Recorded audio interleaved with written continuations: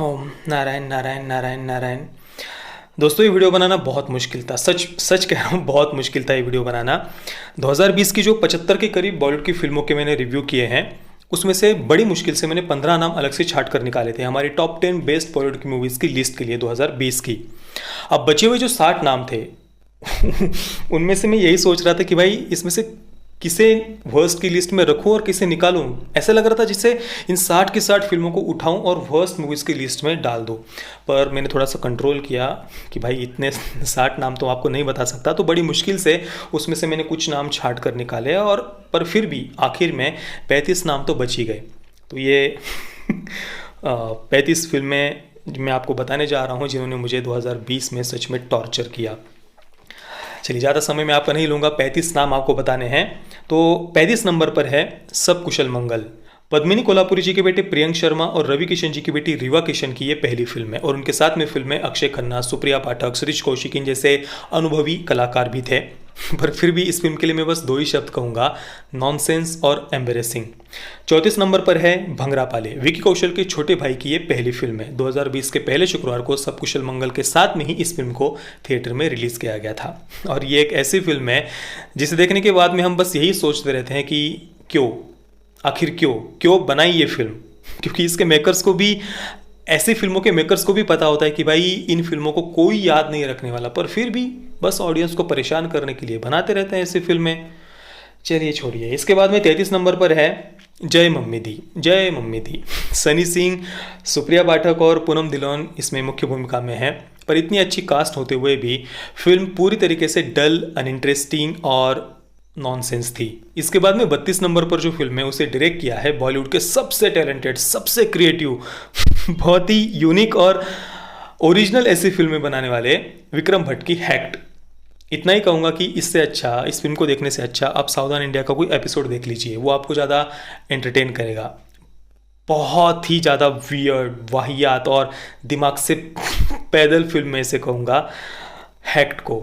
इसके बाद 31 नंबर पर है हैप्पी, हार्डी एंड हीर। अब आप सोच रहे होंगे यार ये मैं क्या क्या नाम बताते जा रहा हूँ मतलब इन फिल्मों के तो हमने कभी नाम भी सुने हुए नहीं है, पर सुन लीजिए, आपको तो केवल नाम सुनने हैं।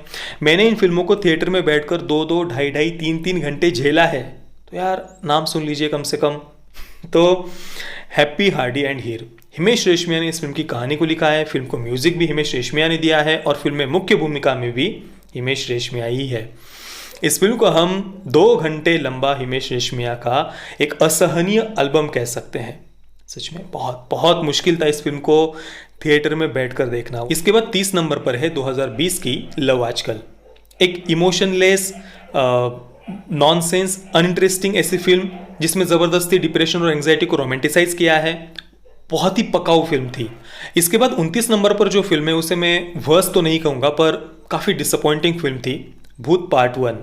देखिए, एक तो इसमें जो घोस्ट था वो भी हॉलीवुड की फिल्मों से कॉपी किया हुआ लग रहा था। इसके अलावा फिल्म की जो कहानी थी वो भी 2-3 ऐसी हॉलीवुड की फिल्मों से कॉपी की हुई थी। और फिल्म की कहानी, जो जिस प्रकार से स्टोरी को हमारे सामने प्रेजेंट किया गया था, जो एग्जीक्यूशन था वो भी बहुत ही ज़्यादा डल था। कहानी में हमारा इंटरेस्ट कहीं पर बनता ही नहीं। पर हाँ, इस फिल्म के जो मेकर्स है यानी करण जौहर वगैरह, उनकी हिम्मत की दाद देनी पड़ेगी। मतलब उन्होंने फिल्म को रिलीज़ करने से पहले ही ये सोच लिया था कि भाई हम इसको एक फिल्म फ्रेंचाइजी बनाने वाले हैं। वाह, मतलब ऐसा कॉन्फिडेंस चाहिए। इसके बाद 28 नंबर पर एक ऐसी फिल्म है जिसे 2014 में बनाया गया था, पर उसके बाद में 6 वर्षों तक इसे कोई खरीदने वाला ही नहीं मिला। पर फिर लॉकडाउन के बाद में मौका देखकर इन्होंने ओटीटी प्लेटफॉर्म्स के डंपिंग यार्ड में इस फिल्म को डाल दिया, हम दर्शकों को टॉर्चर करने के लिए। और ये फिल्म है धूमकेतु। इसे 10 मिनट से भी ज़्यादा झेल पाना सच में मुश्किल था। इसके बाद 27 नंबर पर है चोक्ड पैसा बोलता है। पर मुझे यहाँ पर इस फिल्म के बारे में कुछ भी नहीं बोलना। ऑलरेडी इस फिल्म के रिव्यू में मैं बहुत कुछ बोल चुका हूँ। यहाँ पर मैं बस इतना ही कहूँगा कि पैरों पर कुल्हाड़ी मारना किसे कहते हैं, ये अगर आपको रियल लाइफ में देखना है तो आप अनुराग कश्यप के करियर की तरफ देखिए। मतलब अपने प्रोपेगेंडा के चलते सच में क्या से क्या हो गया है उनके साथ में, क्या कहें हम इससे ज़्यादा। इसके बाद 26 नंबर पर है शिमला मिर्च। राजकुमार राव, हेमा मालिनी और रकुलप्रीत सिंह इस फिल्म में मुख्य भूमिका में हैं और इस फिल्म के लिए बस एक ही शब्द परफेक्टली सूट करता है, जचता है, और वो है एम्ब्रेसिंग, शर्मनाक। इसके बाद 25 नंबर पर है अभी हाल ही में रिलीज हुई दुर्गावती। अनुष्का शेट्टी की जगह भूमि पेडनेकर को इस फिल्म में लेना है, ये आइडिया इसके मेकर्स को आया भी कैसे, उन्होंने सोचा भी कैसे, ये सच में ये बात अपने आप में ही एक अजूबा है। कहाँ अनुष्का शेट्टी का परफॉर्मेंस और कहाँ बॉलीवुड के एक्ट्रेसेस, मतलब कोई कंपैरिजन ही नहीं है। और ऊपर से ये रीमेक बनाने की आवश्यकता ही क्या थी पता नहीं। 24 नंबर पर एक ऐसी फिल्म है जिसे अभी हाल ही में बॉलीवुड और नेटफ्लिक्स इंडिया के द्वारा एक जबरदस्ती की मास्टरपीस बनाने की कोशिश की गई। 2020 की सबसे बढ़िया फिल्म वगैरह बताने का प्रयत्न किया गया, और ये फिल्म है एके वर्सेस एके। मतलब यार सच कहूँ ना, सच में नॉनसेंस फिल्म थी। इसके बाद 23 नंबर पर है चिप्पा। देखिए, इस फिल्म के जो बाल कलाकार हैं उनका परफॉर्मेंस सच में प्रशंसनीय था और मैं हृदय से उनको शुभकामनाएं देता हूँ। पर इस फिल्म के जो मेकर्स है, यानी जो इसके राइटर डायरेक्टर है, उन्होंने जो ज़बरदस्ती अपना प्रोपेगेंडा इस फिल्म में डाला है ना, वो सच में बहुत बहुत ज़्यादा गलत था। यानी एक चिल्ड्रंस फिल्म, एक बच्चों की फिल्म है, और उस फिल्म को तक आप नहीं छोड़ते अपने प्रोपेगेंडा से। ये सच में बहुत दुखद था। बाकी अधिक जानकारी के लिए आप हमारा इसका रिव्यू देखिए। इसके बाद 22 नंबर पर एक और ऐसी फिल्म है जिसे 2020 में बॉलीवुड और नेटफ्लिक्स इंडिया के द्वारा ज़बरदस्ती का मास्टरपीस बताने का प्रयास किया गया था, और ये फिल्म है कार्गो। अब देखिए, अगर किसी चीज़ से मतलब निकालना ही हो ना, तो हम किसी भी चीज़ से मतलब निकाल सकते हैं। किसी एक छोटी सी लाइन को पढ़कर भी हम उस पर घंटों तक बात कर सकते हैं, किसी एक छोटे से शब्द को पढ़कर भी हम उस पर घंटों तक बात कर सकते हैं। पर कार्गो ये जो फिल्म है, उसे देखकर सच में हमें कुछ सोचने का ही मन नहीं करता। ज़बरदस्ती अपने आप को आर्टिस्टिक दिखाने का प्रयास करती एक डल और अनइंटरेस्टिंग फिल्म, ये इस फिल्म का एक सटीक वर्णन है, ऐसा मैं कहूँगा। 21 नंबर पर है काली खुई। हॉरर फिल्म के नाम पर एक और मजाक। इसमें भी वही दिखाया गया है कि भाई गांव में रहने वाले जो लोग होते हैं वो दरिंदे होते हैं, हत्यारे होते हैं, बस बच्चियों को उठाकर पटक पटक कर वो मार डालते हैं। पर ये सब दिखाते समय इस फिल्म के मेकर्स ने खुद का ही मजाक बना कर रख दिया। मतलब शायद इस फिल्म के मेकर्स को भी फिल्म बनाने के बाद में समझ में नहीं आया होगा कि वो क्या दिखाना चाहते हैं इस फिल्म में। इसके बाद 20 नंबर पर है लव स्टोरी जैसी बहुत ही डिस्गस्टिंग ऐसी एंथोलॉजी फिल्म सीरीज के डायरेक्टर्स के द्वारा नेटफ्लिक्स के लिए ही बनाई गई एक और एंथोलॉजी फिल्म सीरीज जिसका नाम है घोस्ट स्टोरीज। देखिए, मैं इसको वर्स्ट तो नहीं कहूँगा, पर ये सच में बहुत ज़्यादा डिसअपॉइंटिंग थी, और इस वजह से मैंने इस फिल्म का नाम इस लिस्ट में रखा है। क्योंकि देखिए, नेटफ्लिक्स के पास इतना बजट है। मैंने अभी 1-1.5 वर्ष पहले ही पढ़ा था कि नेटफ्लिक्स इंडिया भारत में 600 करोड़ के करीब पैसे इन्वेस्ट कर रहा है, और ये पैसे इन्वेस्ट करके वो क्या प्रोडक्ट बना रहे हैं, ये इस प्रकार का, कहाँ वो पैसे लगा रहे हैं, कितना अच्छा कंटेंट वो बना सकते हैं। पर ये इस प्रकार का कंटेंट देखकर सच में सरदर्दी होता है। अब दोस्तों, इसके बाद में थोड़ा सा हम डेंजर जोन में जाने वाले हैं। इसके बाद की जो फिल्में हैं उनका नाम सुनकर सच में आपका जी मचल सकता है, आपको चक्कर वगैरह आ सकते हैं, तो सावधान। 19 नंबर पर है सयोनी। इस फिल्म का तो मजाक उड़ाना भी अपने आप में ही एक मजाक है। अभी दिसंबर में ही इस फिल्म को रिलीज़ किया गया था, और यही कहूँगा कि इतना पागलपन लोग सोच भी कैसे लेते हैं पता नहीं। बाकी अधिक जानकारी के लिए आप हमारे इसका रिव्यू देखिए। इसके बाद 18 नंबर पर है ओम प्रकाश जिंदाबाद। इस फिल्म का तो नाम याद करके भी सच में सर दर्द कर रहा है। अभी दिसंबर में ये फिल्म रिलीज़ हुई थी, और काफ़ी वरिष्ठ कलाकार इस फिल्म में थे, ओमपुरी जी, जगदीप जी, आदि आदि। और इतने चीप, इतने गंदे, इतने घिनौने डायलॉग्स थे इस फिल्म के कि पूछिए मत। वो डायलॉग सुनकर ही आपके कानों से खून निकलने लग जाएगा। अब दोस्तों, आप सोच रहे होंगे कि भाई इतनी वाहियात फिल्मों को मैंने और ज़्यादा ऊपर क्यों नहीं रखा इस लिस्ट में, मतलब टॉप 10 में या टॉप 5 में क्यों नहीं रखा। मैंने इनको नीचे इतना इसलिए रखा है क्योंकि ये लो बजट फिल्म्स है। भले ही इन्होंने मुझे टॉर्चर ज़्यादा किया, पर ये लो बजट फिल्म्स थी, तो इनको इतना टॉप में रखने की आवश्यकता नहीं है। टॉप में मैंने उन फिल्मों को रखा है जो काफ़ी बड़े डायरेक्टर्स, बड़े एक्टर्स वगैरह जिनके नाम उन फिल्मों के साथ में जुड़े हुए हैं, और फिर भी उन फिल्मों ने हमें टॉर्चर किया, उनको मैंने टॉप 10 या टॉप 5 में रखा है। इसके बाद 17 नंबर पर है अभी दिसंबर में रिलीज़ हुई ऋचा चड्ढा की शकीला। देखिए, आज से 2-3 दशकों पहले ये जो फिल्म इंडस्ट्रीज़ है अलग अलग, इन्होंने बहुत सारी सी सॉफ्ट पॉर्न फिल्म्स बनाई थी, पर अभी ये लोग इन सॉफ्ट पॉर्न फिल्म्स का ठिकरा समाज पर ही फोड़ रहे हैं, समाज को ही सर्टिफिकेट्स बांट रहे हैं। और शकीला एक ऐसी फिल्म है जो समाज को सर्टिफिकेट बांटने का काम करती है। मैं इसके मेकर्स को यही कहूँगा कि भाई आप लोग, या जो भी ये फिल्म इंडस्ट्रीज़ है या फिल्म इंडस्ट्री के जो लोग हैं, उन्हें खुद बैठकर आत्मपरीक्षण करना चाहिए कि भाई हम क्या बना रहे हैं। और इसके बारे में अधिक जानकारी के लिए आप हमारा शकीला का रिव्यू ज़रूर देखिए। मैंने काफ़ी डिटेल में इस विषय पर उसमें चर्चा की है। इसके बाद 16 नंबर पर है यारा। नक्सलियों को क्रांतिकारी दिखाने का प्रयास करती एक और बॉलीवुड की फिल्म। मैं विद्युत जामवाल जी से यही कहूँगा कि देखिए, हम सब आपको पसंद करते हैं, पर कृपया प्लीज़ ऐसी फिल्मों को साइन मत करिए प्लीज़। इसके बाद 15 नंबर पर है गुंजन सक्सेना द कारगिल गर्ल। देखिए, इंडियन एयरफोर्स, स्वयं गुंजन सक्सेना जी और उनके अलावा भी अन्य जो वायुसेना की जो महिला ऑफिसर्स थी उनके द्वारा और पूरे के पूरे देश के द्वारा इस फिल्म की बहुत ही ज़्यादा कड़े शब्दों में आलोचना की गई। पर इतनी सारी कड़ी आलोचना होने के बाद भी बॉलीवुड अभी भी इस फिल्म को अपने सर पर लेकर नाच रहा है कि देखो देखो हमने क्या बना डाला। वाह। और सबसे आश्चर्य की बात है कि जानवी कपूर जैसे जो स्टार किड्स है उनको ऐसी देशभक्ति पर आधारित फिल्में मिल जाती है, पर दूसरी तरफ विद्युत जामवाल जैसे जो एक्टर्स है उन्हें नक्सलियों को क्रांतिकारी दिखाने वाली फिल्में दी जाती है। और भी आपने देखा होगा कि जो कंट्रोवर्शियल सब्जेक्ट्स पर आधारित जो फिल्में होती है उनमें ज़्यादातर जो आउटसाइडर्स जिन्हें कहा जाता है इस इंडस्ट्री में, उनको ज़्यादातर ऐसे कंट्रोवर्शियल सब्जेक्ट्स पर आधारित फिल्में दी जाती है। इसके बाद 14 नंबर पर जिस फिल्म का नाम है उसका तो नाम याद करके भी उल्टी जैसा हो रहा है, वर्जिन भानुप्रिया। या पता नहीं। और सबसे एक बहुत आश्चर्य की बात मैं आपको बताऊं, ये फिल्म जब रिलीज हो रही थी ना ओटीटी प्लेटफॉर्म पर, तो उर्वशी रौतेला इस फिल्म को अपने सोशल मीडिया प्लेटफॉर्म्स के द्वारा बहुत प्राउडली प्रमोट कर रही थी। और ये देखकर मुझे बहुत आश्चर्य हुआ कि भाई क्या कॉन्फिडेंस है, मतलब ऐसा कॉन्फिडेंस चाहिए कि ऐसी फिल्में काम करने के बाद भी आप उसको उतना ही कॉन्फिडेंस के साथ में प्रमोट कर रहे हो। वाह। 13 नंबर पर है खाली पीली। इस फिल्म को मैं एक लाइन में रोस्ट करूं, फिल्म में मुख्य भूमिका में है ईशान खट्टर और अनन्या पांडे। हंसिए, ये जोक था। मतलब ईशान खट्टर और अनन्या पांडे इस फिल्म में मुख्य भूमिका में है, इससे बड़ा मजाक और क्या हो सकता है। इसके अलावा इस फिल्म को रोस्ट करने के लिए कुछ और बोलने की आवश्यकता ही नहीं है। 12 नंबर पर है गिल्टी। नेटफ्लिक्स इंडिया के डंपिंग यार्ड में डाली गई एक और फिल्म। भारत को पेट्रियार्कल साबित करने के लिए, सेक्सुअल लिबरेशन के प्रोपेगेंडा को स्प्रेड करने के लिए, माता पिता, समाज, बुजुर्ग दरिंदे होते हैं ये दिखाने के लिए रेप जैसे जघन्य अपराध का उपयोग करती एक और बॉलीवुड की फिल्म। इस फिल्म का हमारा पूरा रिव्यू आप जरूर देखिए। बहुत ही घटिया प्रोपेगेंडा पर आधारित फिल्म में इसे कहूंगा। इसके बाद 11 नंबर पर है गुलमकाई। बॉलीवुड के लाला लैंड से, बॉलीवुड के पैरेलल यूनिवर्स से एक और फिल्म जहां पर पाकिस्तान खुद आतंकवाद का शिकार है। देखिए, पिछले 70 वर्षों में पाकिस्तान में जो हिंदू जनसंख्या है वो 15 से 18% से कम होकर 1% से भी कम बच गई है। पिछले 70 वर्षों में लगातार वहाँ पर हिंदुओं के साथ में हत्या, लूट, बलात्कार हुए हैं, पर भारत सहित पूरे विश्व के किसी भी ह्यूमन राइट्स ऑर्गेनाइजेशन के पेट का पानी नहीं हिला। बड़ी बड़ी मानवाधिकार की बातें करने वाले जो इतने सारे हजारों एनजीओज है पूरे विश्व में, उनमें से किसी के भी पेट का पानी नहीं हिला। पर इन्हीं सारे ह्यूमन राइट्स ऑर्गेनाइजेशंस के द्वारा या बड़ी बड़ी ये जो विदेशों की जो बड़े बड़े एनजीओज है या बड़ी बड़ी संस्थाएं हैं, उन सब के द्वारा पाकिस्तान को ही आतंकवाद का शिकार दिखाने के लिए, अशिक्षा के कारण आतंकवाद बढ़ता है ये सिद्ध करने के लिए इन सब ने ग्रेटा की तरह एक और चेहरा खड़ा किया था, और वो चेहरा है मलाला यूसुफजई का। और उसी मलाला यूसुफजई पर हमारा बॉलीवुड फिल्म बनाता है। पर हमारे इस बॉलीवुड को पिछले 70 वर्षों में जो पाकिस्तान में हिंदुओं का नरसंहार हुआ है उसकी एक बार भी याद नहीं आई। पर हाँ, पाकिस्तान ही आतंकवाद का शिकार है ये दिखाने के लिए बॉलीवुड ने कई सारी अलग अलग फिल्मों में ये दिखाने का प्रयास किया है, कम ज़्यादा मात्रा में।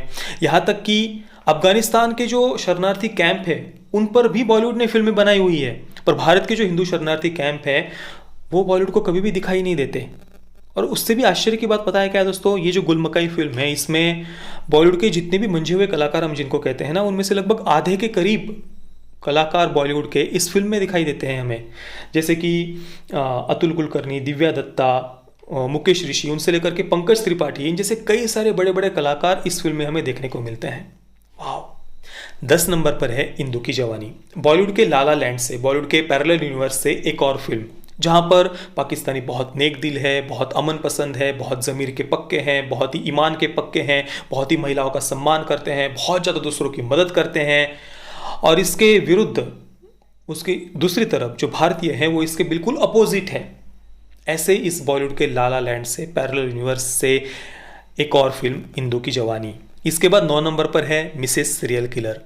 भाई मैं सच कहता हूँ, मेरे पास अब रोस्ट करने के लिए शब्द ही नहीं बचे हैं। मतलब भाई 35 फिल्मों के लिए हर बार मैं क्या अलग अलग शब्दों का उपयोग करूँ, आप ही बताइए। बाप रे बाप।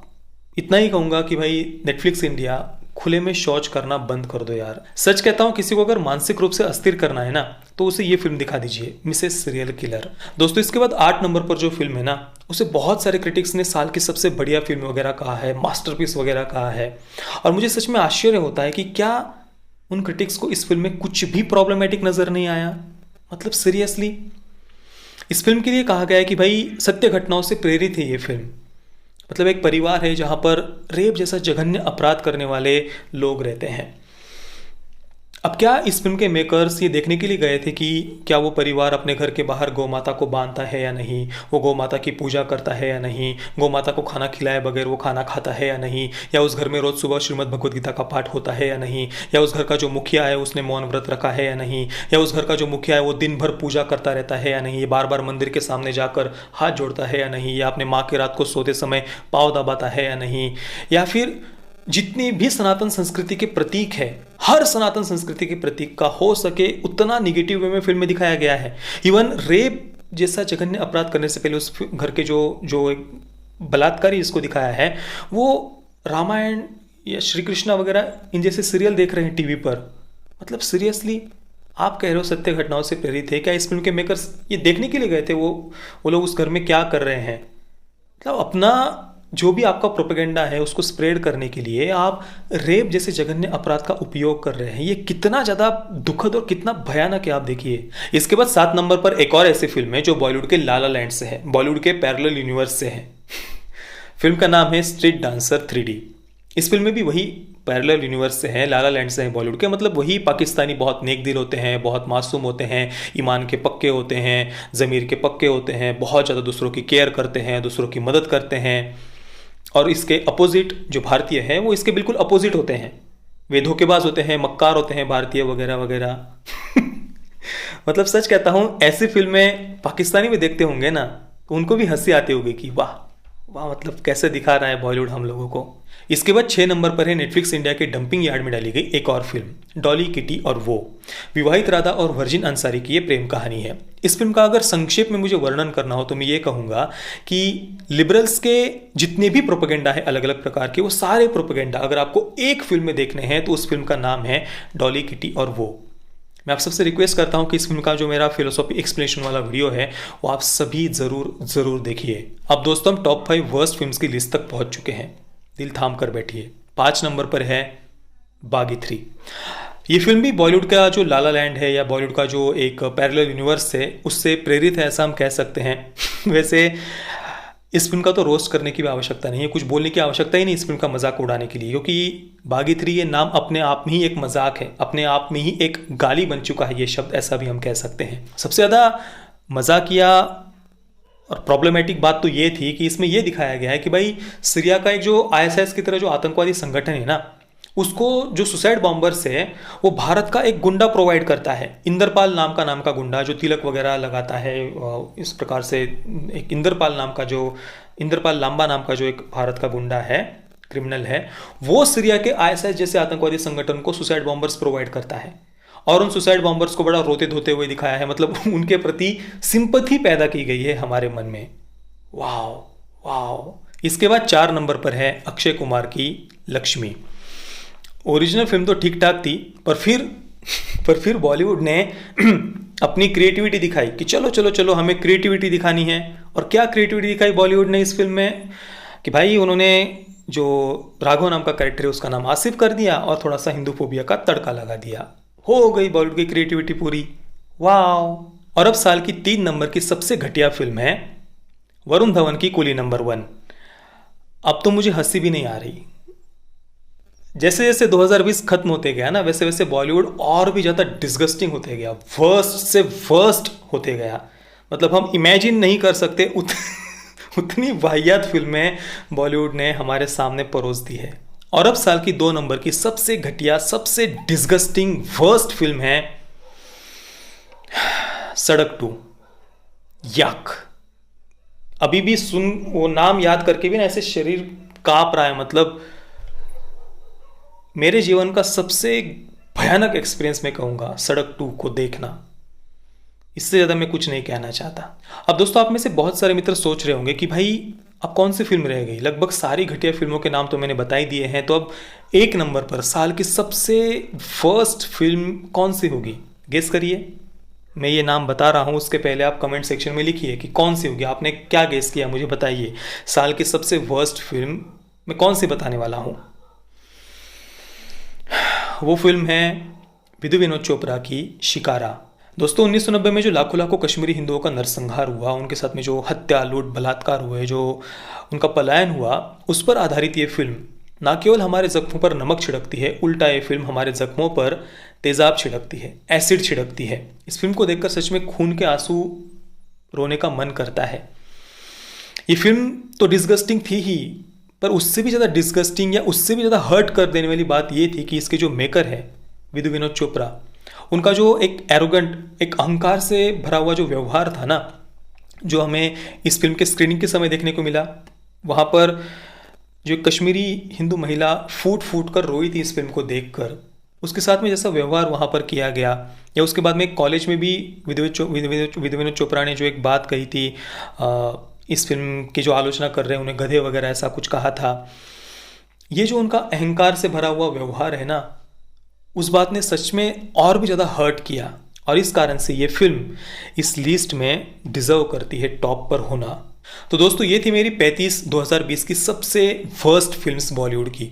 तो आपकी वर्स्ट फिल्म्स कौन सी है? कौन सी फिल्मों ने 2020 में आपको सबसे ज़्यादा टॉर्चर किया, सबसे ज़्यादा परेशान किया? आप मुझे नीचे कमेंट में ज़रूर बताइए। जय श्री राम, वंदे मातरम।